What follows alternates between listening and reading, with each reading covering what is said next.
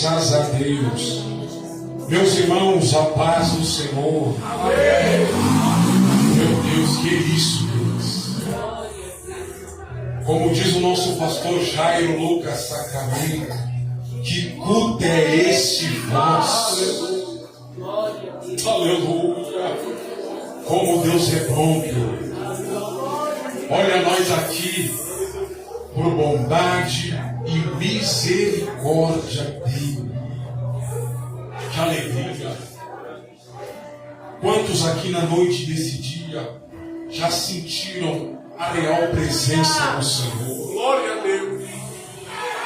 Que bênção! Você que pode, em nome de Jesus, se coloque sobre os seus pés em reverência à palavra de Deus. Abra comigo a sua Bíblia no Evangelho de Cristo Jesus, conforme escreveu o evangelista São João. Uma palavra bem conhecida, mas eu creio que esta palavra trará edificação para os nossos corações. São João, capítulo 2, somente 3 versos, verso 3 a 5, a epígrafe do texto diz: as bodas em Caná da Galileia. Eita, Jesus tremendo, que confirma a palavra. Como é bom poder ter o privilégio de ouvir Jesus falar. E o louvor do círculo de oração acabou de entoar juntamente conosco na noite desse dia, disse em alguma estrofe: se eu não te ouvir, eu morro. Mas se eu te ouvir, eu vivo. E é exatamente por conta desta verdade que nós estamos vivos, porque nós decidimos ouvir e, o melhor, obedecer. Glória a Deus. Quantos localizaram o texto bíblico pode dizer amém? Amém. Diz a palavra do Senhor, João 2, verso 3 a seguir. E tendo acabado o vinho, a mãe de Jesus lhe disse: eles não têm mais vinho. Mas Jesus lhe disse: mulher, que tenho eu contigo? Ainda não é chegado a minha hora. Verso 5. Então ela falou aos serventes: fazei tudo o que ele vos disser. Toma o teu assento, glorificando a Deus.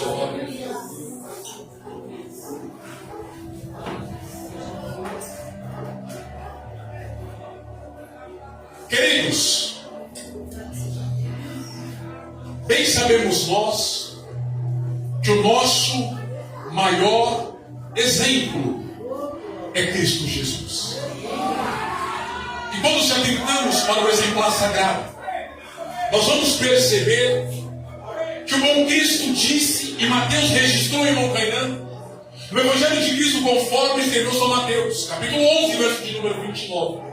O bom mestre abre a boca e diz: vocês devem ser como eu fui. Como assim, Jesus? Manso e humilde de coração.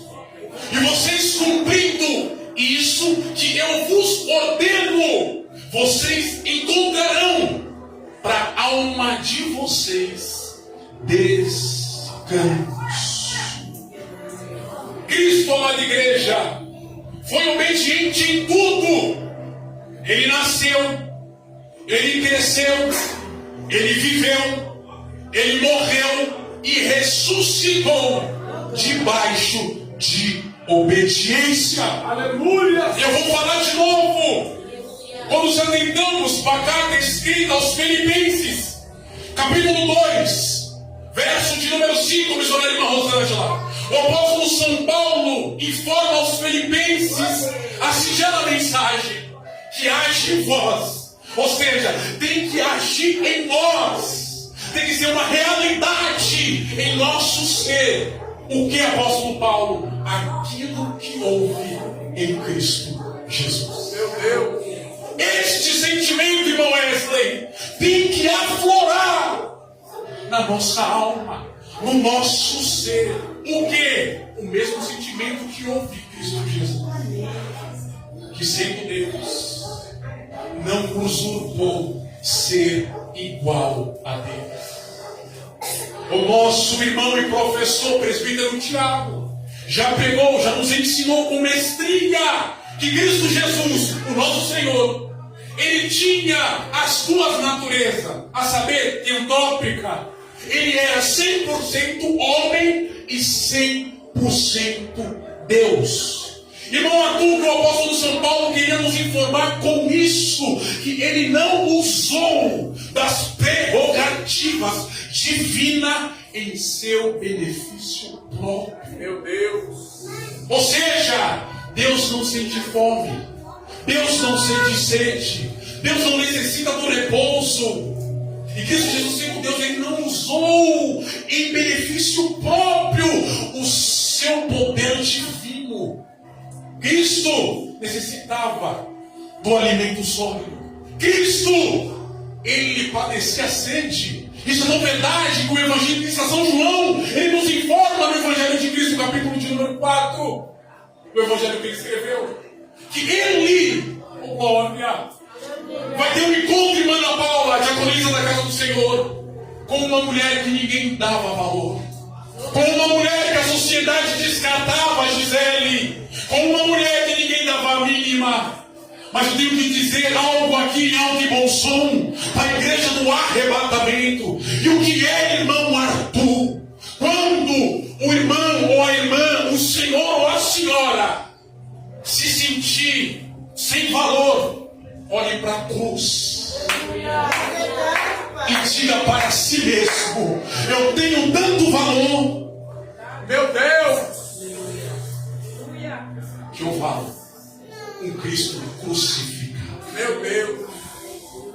Todo lugar é comum, até Cristo Jesus, presbítero Tiago, transitar sobre aquele lugar. Ele era Deus, e Deus não tem sede. Ele não usou o seu poder em benefício próprio, porque ele sabia, oh glória, que esse encontro estava marcado desde a eternidade. Oh, aleluia. Os irmãos conhecem a história, não é aqui que eu vou pregar, mas os irmãos entenderem que tudo há um propósito. E como é bom ser obediente à voz de Deus. Porque, irmão, você afirma isso com tanta veemência? Por algo muito simples. A obediência gera milagre. Glória a Deus. Quando Cristo, presbítero irmão Tiago, se encontra perto do poço de Jacó, o texto diz que a mulher se aproxima. A hora não é outra a não ser meio-dia. Um horário do qual o sol se encontra no seu maior esplendor. Uma hora que ninguém ia buscar água. Mas este era um horário estratégico, irmã Rosângela, para aquela mulher que tinha relacionamentos extraconjugais ir buscar água para o seu sustento. Porque era um horário que ninguém ia te julgar.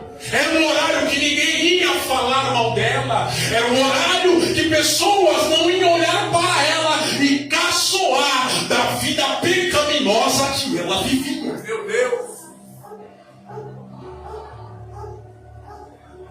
Só que ela vai ter um encontro com o autor da vida. Aleluia! O texto diz que quando ela se aproxima, eita Jesus, que muda a mensagem.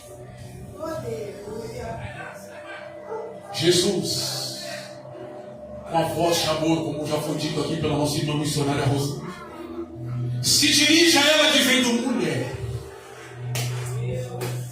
Talvez você não entendeu, ele não disse: ei perdida, ei mulher da vida, ei vagabunda, permita-me o velo jugo, ei nóia, não, ei alcoólatra, ei calorê, não, ele está dizendo: mulher. Dê o que eu beber. Aquela mulher, ela coloca para fora aquilo que ela tinha dentro. E nós só damos, queridos, aquilo que nós temos. Meu Deus! E o Santo Espírito pergunta para nós à noite, neste dia, neste grande culto com a família: o que temos para dar? Porque nós só vamos dar aquilo que nós possuímos, aquilo que nós temos. Estevão diz o texto bíblico, no segundo tratado do Dr. Lucas, Atos dos Apóstolos, capítulo de número 7, que o mesmo se encontra de joelho. Eita glória! E ele está recebendo pedras. Mas ele vai dar o que ele tem. Meu Deus, aleluia! O Santo Espírito pergunta para nós na noite desse dia: como você reage? O que você dá quando te atacam pedras? Ele está sendo apedrejado. Ele está de joelho, contemplando os céus abertos. Eita glória!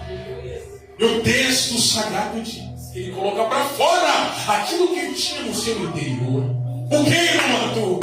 Senhor Jesus, não impute esse pecado sobre eles, pois eles não sabem o que fazem. Meu Deus! E tendo dito isso, adormeceu. Sabe o que eu entendo com isso? Já viu, irmão Francisco? Que com a morte de Estevão, Jesus mudou a história da igreja. E com a morte de Cristo Jesus, Deus mudou a história da humanidade. Meu Deus! Tudo que Deus faz tem propósito. Não foi acaso ele entrar na cidade de Samaria. E o texto diz: eita glória! Que ele pede. A mulher vai colocar para fora aquilo que ela tem por dentro. A rixa. Pera lá, Senhor, conjectura minha. Porventura tu não conheces a história. Nós não se comunicamos.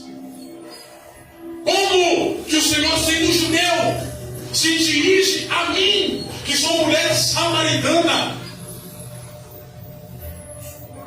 Jesus olhando para aquela mulher com um olhar de amor, sem um olhar de acusação. E quando a gente se depara com o exemplar sagrado, Lucas capítulo de número 19, versículo de número 10, disse-lhe Jesus: o Filho do Homem veio buscar e salvar, não afastar e condenar aquilo que se havia perdido. Ele não coloca aquela mulher para baixo de maneira alguma, mas ele se dirige àquela mulher com amor e ternura. E aquela mulher colocando as suas garras para fora, mostrando a sua carranca, mas Deus ia mudar a sua vida. Por intermédio da pessoa bendita de Cristo Jesus, o nosso Senhor. Ele olhando para aquela mulher, ele diz: ah, mulher, a senhora soubesse quem te mete água. Os papéis aqui iam inverter. Você ia pedir e eu ia te proporcionar. Mas não é qualquer água. É uma água eterna. E quem toma dela, no ventre do mesmo forma-se uma fonte que jorra daqui para a vida eterna. Aleluia. Aquela mulher, ela não se conteve. Mas só que ela está olhando com uma ótica humana. Ela está olhando, irmã Rosângela, com um olhar físico, com um olhar humano. Ela diz: eu vejo que tu não tens uma cacimba na mão. E permita-me dizer, o poço é fundo.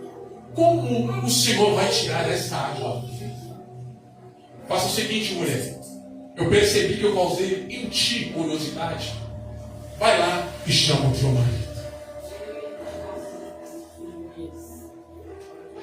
Senhor, eu não tenho marido. Disseste? Já passou 5 na tua vida. E este que tu estás não é teu. Vejo que tu és profeta. Eita, deixa eu entrar no texto. Aleluia. Isso, Jesus, queridos, de maneira alguma, ele veio para essa terra para fazer a vontade dele. Ele veio para fazer a vontade do Pai. E nós, como seus servos, temos que ter em mente que Ele nos sara, que Ele nos liberta, que Ele faz aquilo que ninguém poderia fazer em o nosso favor, para fazermos a vontade dEle, assim como Ele fez na vida dessa mulher. O texto sagrado nos informa em Marcos, capítulo de número 8, versículo de número 34. Jesus, Ele fala em alto e bom som: aquele que quer vir após mim não é obrigado, mas se o tal quer, eu tenho 3 exigências. Vocês devem negar a si mesmos, ou seja, vocês não vão viver para as vossas escolhas. Vocês devem tomar a cruz de vocês, dia após dia. E terceiro, me seguir.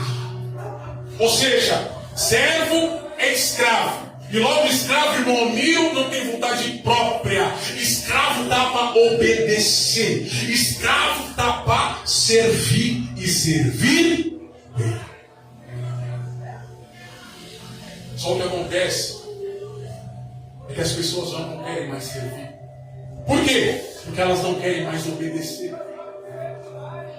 E foi louvado aqui, pelo círculo de oração, que se nós ouvirmos a voz doce, a voz de ordem, a voz de autoridade do nosso Senhor e Salvador Jesus Cristo, nós teremos vida. Mas muitas das vezes, permita-me dizer, irmãos, nós não queremos obedecer a voz do Senhor. Porque uma coisa é ouvir, e outra coisa totalmente distinta é obedecer. Obedecer gera milagre. Aleluia. Obedecer faz o extraordinário acontecer diante dos nossos olhos. Mas desobedecer, atrairmos a ira de Deus. Meu Deus. Desobedecer faz as promessas de Deus em nossas vidas tardar. Meu Deus. A história diz que era aproximadamente 4 dias só de peregrinação no deserto, para eles herdar, eles quem? O povo de Deus, os israelitas. A terra prometida. A terra era tão boa que Deus falou: esta terra que eu vou dar para vocês por herança, ela mana leite e mel. A terra era boa, irmãos. Só que a desobediência, meu Deus, fez a primeira geração ser sepultada no deserto. Eles peregrinaram 40 longos anos. Surge a pergunta: quem tirou eles do regime de Faraó, irmão Arthur? Deus. Então, se Deus ele te tirou, Ele é fiel para te sustentar. Por mais que você não obedeça, Ele é fiel, porque Ele vela pela palavra. O texto sagrado diz, agoniza irmã Ana Paula, que o sapato não inchava nos pés. O texto sagrado diz, presbítero irmão Tiago, que eles não plantavam e não colhiam. Cerca de 3 milhões de pessoas. Você consegue imaginar o que é isso? Agora faça um paralelo. Qual é o seu problema diante de Deus? Eu vou falar de novo. Qual é o teu problema diante de Deus? Mas eu tenho um conselho para a eclésia na noite desse dia. Obedeça! Aleluia! Para viver o milagre de Deus. Porque para o nosso Deus nada é impossível. O segredo é obedecer para gerar um milagre em nossas vidas. Quando Elias, o tisbita, natural de Gileade, ele se encontra diante da maior autoridade de Israel, a saber, rei Acabe. Primeiro livro dos reis de Israel, capítulo de número 17, do verso 1 ao verso de número 7, o texto diz que Elias, o profeta de Deus, ele vai ter com Acabe. E quando ele está de frente com Acabe, ele diz: olha, segundo a minha palavra, não vai chover. Durante esses anos, Verso de número 2. Veio a palavra do Senhor. Veio a palavra do Senhor. Elias, levanta-te e vai além do Jordão e se agregue, ou melhor, se esconda-te no ribeiro de Querite. O que o profeta faz? O que o profeta faz, querido? Ele obedece. Ele obedece. Isso aqui é para nós que pregamos. Se não tivermos firmes com Cristo, não vamos aguentar as consequências das nossas profecias. Pregamos que temos que ter fé. Deus ele vai permitir a situação da nossa vida para ver se nós vamos ter fé para suportar o dia mau e confiar inteiramente nele. Pregamos que tem que orar.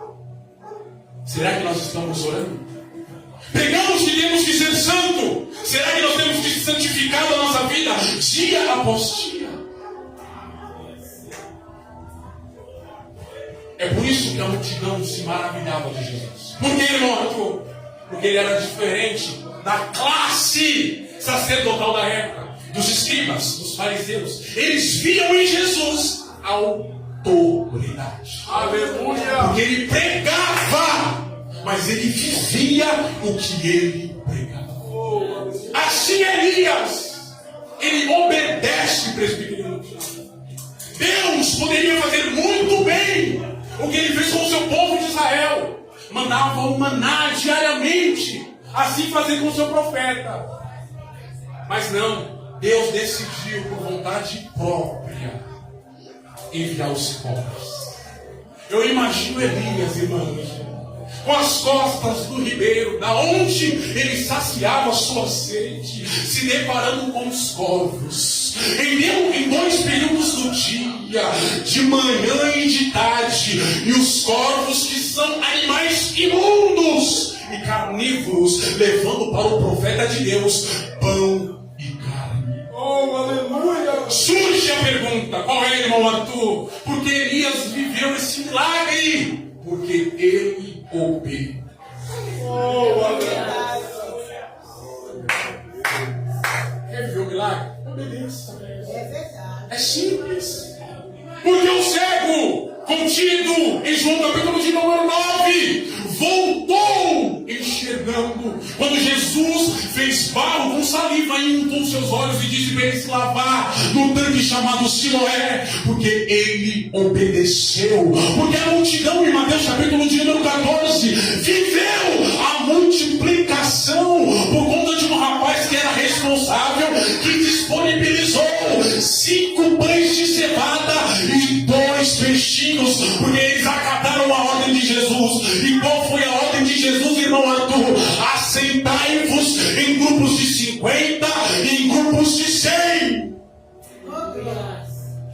Porque Naamã, ele teve a sua pele purificada, segundo o livro dos reis de Israel, capítulo de número 5, porque ele obedeceu.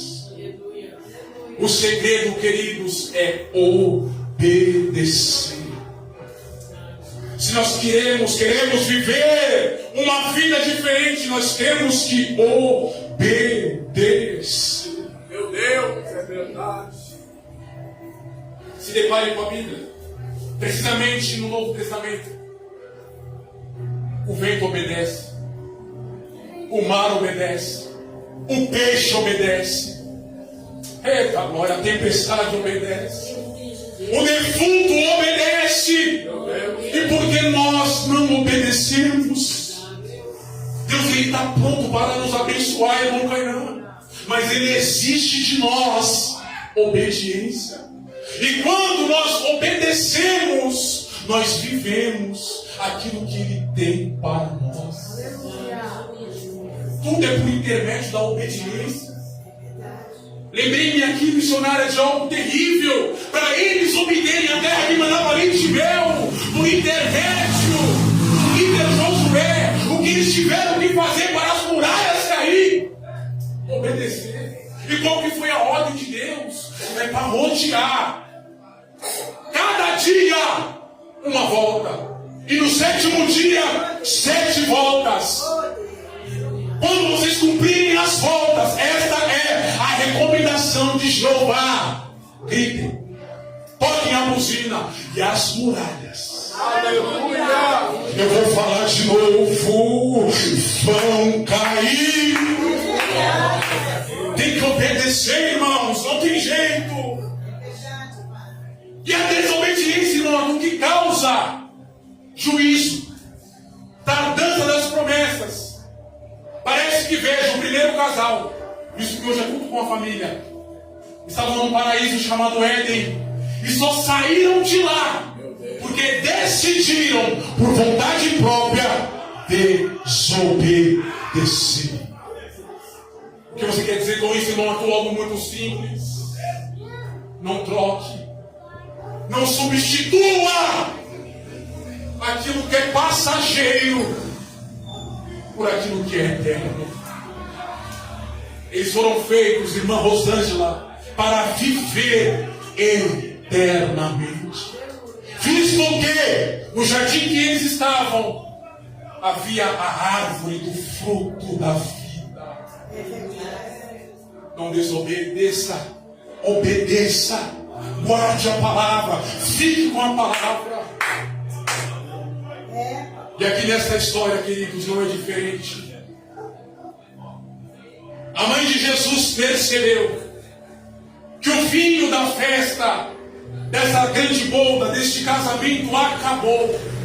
E ela vai ter a incumbência, presbítero irmão Tiago, de ir até Jesus, seu filho, e dizer: o vinho acabou.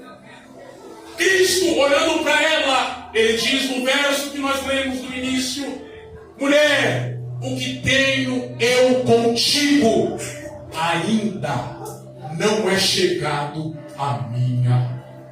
Meu Deus! A minha glória. Ou seja, ele só opera quando ele quer. Ele só faz quando ele quer. Ele só age quando quer. Porque ele é Deus. E ninguém pode mandar nele. Mas Maria, ela sabia muito bem a quem ela tinha recorrido. Eu vou falar de novo. Cristo Jesus não foi arrogante com a sua mãe. Ele não faltou com respeito com a sua mãe. Ele só diz que ele só opera na hora que lhe bem entende. Isso é tão verdade que ela não ficou chateada com seu filho. E quando ela passa pelos servidores, ela diz: fazei tudo o que ele mandar. Ou seja, se ele falar para fazer, faça sem questionamento, faça sem hesitação, porque ele é Deus. Ele é Deus. O texto diz, queridos, que havia naquele ambiente 6 talhas que cabiam aproximadamente em cada talha de pedra 100 litros. O bom mestre se dirige aos servidores e delibera a ordem. E qual é a ordem, irmão Arthur? Encher as talhas de água. Meu Deus! Você quer vencer, querido? Obedeça a palavra. Você quer triunfar? Obedeça a palavra. Você quer contemplar o extraordinário acontecer diante dos seus olhos? Obedeça. Aleluia! Só que obedecer não é tarefa fácil. Eu vou falar de novo. Obedecer não é tarefa fácil. Mas nós temos que obedecer. Em quem nós temos crido? Em quem está a nossa confiança? Nós devemos obedecer, missionária irmã Rosângela, até mesmo se não acharmos lógica humana. Por que, Arthur? Ele faz do jeito que ele quer, da maneira que ele quer, como lhe apraz. Porque ele é Deus. Eles enchem de água, queridos, as talhas. Encheram? Amém. Segunda ordem: tire um pouco e leve para o mestre sala. Pera lá. Meu Deus.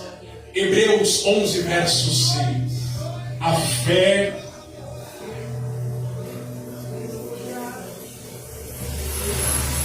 Aleluia! Em quem está a nossa fé? A nossa fé está apoiada em quem? A nossa fé está edificada em quem? O escritor a carta aos Hebreus é enfático. A fé é o firme fundamento das coisas, meu Deus, que não se veem. A verdadeira fé cresce em ver, diz o verso de número 1. E no verso de número 6 a Bíblia é enfática, irmão Wesley, nos informar que sem ela quem? A fé. É impossível agradar a Deus. Porque todo aquele que nele crê tem que saber que ele existe. E que ele é galardoador. Olha isso aqui. Abençoador, ajudador daqueles que o buscam. Eles, irmão Rosângela, de maneira alguma hesitaram, questionaram, perguntaram o porquê. Porque quem obedece não quer saber de nada, porque ele sabe quem está lhe dando ordem. O texto diz que eles pegam e levam o diácono irmão Francisco para o mestre Sala.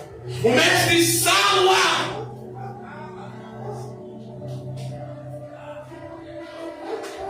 Toma um susto. Ele prova o vinho que Jesus transformou, que era água. Ele fica perturbado, ao ponto de se dirigir ao noivo da festa e dizer: conjectura minha, eu sou profissional. Quantos casamentos eu já realizei? O costume certo é deitar aos convidados o vinho bom.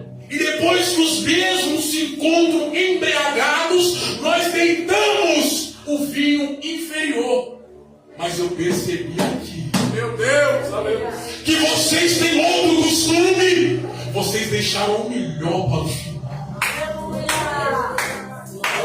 Vocês deixaram o melhor para o final. Aleluia. Aqui eu profetizo no nome santo de Jesus. Jesus ou Cristo fará o melhor para aqueles que lhe obedecem. Glória a Deus. Eu vou falar de novo. Cristo ele vai executar, ele vai fazer o melhor para aqueles que nele esperam, para aqueles que ele obedecem. Eu concluo essa mensagem lhe dizendo: se convidarmos Cristo Jesus para todas as áreas da nossa vida e obedecermos sem duvidar a sua palavra, não seremos envergonhados. Imagina o noivo, costume judaico da época, casamento, 7 dias, corrido de festa. Imagine o vinho, que simboliza a alegria, acabar antes da festa acabar. Só que a nossa alegria não é um líquido. A nossa alegria não é uma bebida. A nossa alegria não está num copo de uísque. A nossa alegria não está num cigarro de maconha. A nossa alegria não está numa carreira de farinha. A nossa alegria, ela não é momentânea. A nossa alegria, ela é um ser, a saber, Cristo Jesus, o nosso Senhor. Ele é a nossa verdadeira alegria. Eu encerro lhe dizendo algo muito simples.